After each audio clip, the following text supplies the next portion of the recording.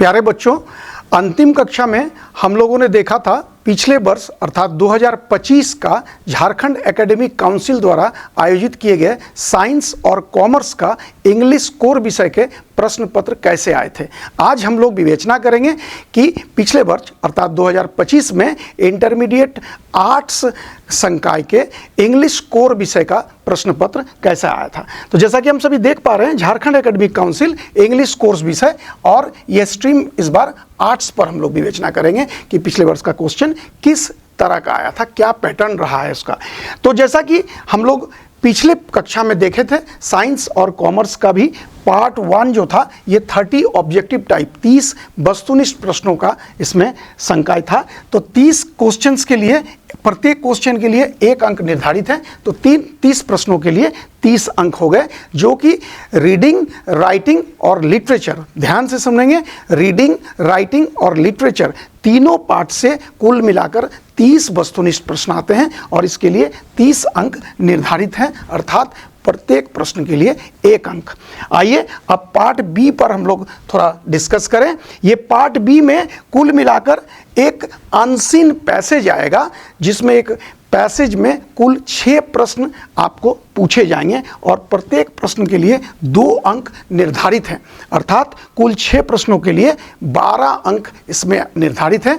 प्यारे बच्चों, ये अनसीन पैसेज बहुत आसान होता है, क्योंकि जो भी प्रश्न इसमें पूछे जाते हैं पैसेज के अंत में, वो उसी पैसेज में ही उसका आंसर छुपा रहता है। तो ध्यानपूर्वक पैसेज को पढ़ें, लेकिन पैसेज को पढ़ने से पहले एक बार आप उसके नीचे दिए हुए सभी क्वेश्चंस को जरूर देख लें। जब आप क्वेश्चन को पहले स्टडी करके तब पैसेज को पढ़ेंगे तो आपके लिए आंसर खोजना काफी आसान हो जाएगा। तो ध्यानपूर्वक पढ़ के प्रश्नों का जवाब दें, उसी पैसेज में सारे क्वेश्चंस का आंसर छुपा होता है।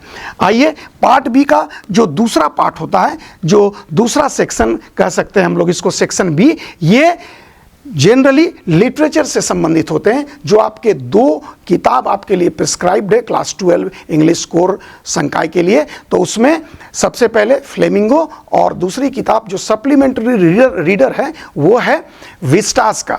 तो ये दोनों किताबों से आपको कुल मिला के 6 क्वेश्चंस पूछे जाएंगे। क्वेश्चंस तो कुल 8 पूछे जाएंगे, लेकिन आपको उसमें से सिर्फ 6 प्रश्नों का ही जवाब देना है। तो इन 6 प्रश्नों के लिए प्रत्येक प्रश्न के लिए 3 अंक निर्धारित है, अर्थात 6 प्रश्नों के लिए कुल 18 अंक आपको मिलेंगे।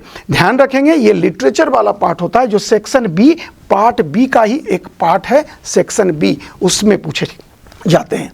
अब आइए पार्ट बी का ही जो सेक्शन सी, जैसा कि आप हम यहाँ देख पा रहे हैं सेक्शन सी, इसमें राइटिंग सेक्शन से जो एडवांस राइटिंग सेक्शन वाला पार्ट है, उससे कुल 6 प्रश्न पूछे जाएंगे, जिसमें से सिर्फ और सिर्फ आपको 4 प्रश्नों का ही जवाब देना होता है।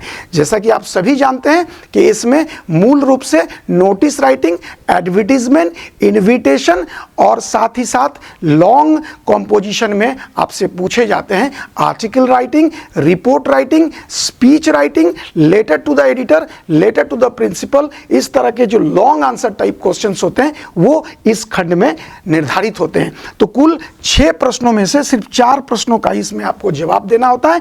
प्रत्येक प्रश्न के लिए 5 अंक निर्धारित है।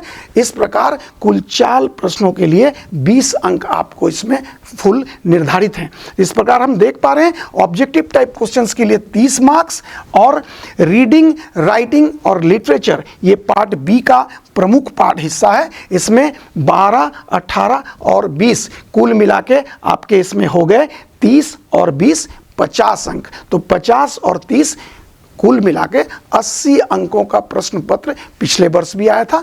इस बार भी निश्चित रूप से आपसे 80 नंबर के ही प्रश्न पूछे जाएंगे, जो रिटन एग्जाम आपका आगामी 18 फरवरी 2020 को होगा। तो मैं उम्मीद करता हूं कि आप अच्छे से प्रश्न पत्र के पैटर्न को समझ गए हैं। ध्यानपूर्वक तैयारी करिए, आपके पास अब ज़्यादा समय नहीं है। जितनी पढ़ाई आपने किया है उसको अच्छे से रिवाइज करें और काफ़ी बुलंद हौसलों के साथ आप परीक्षा कक्ष में परीक्षा के लिए उपस्थित हों। बहुत बहुत धन्यवाद।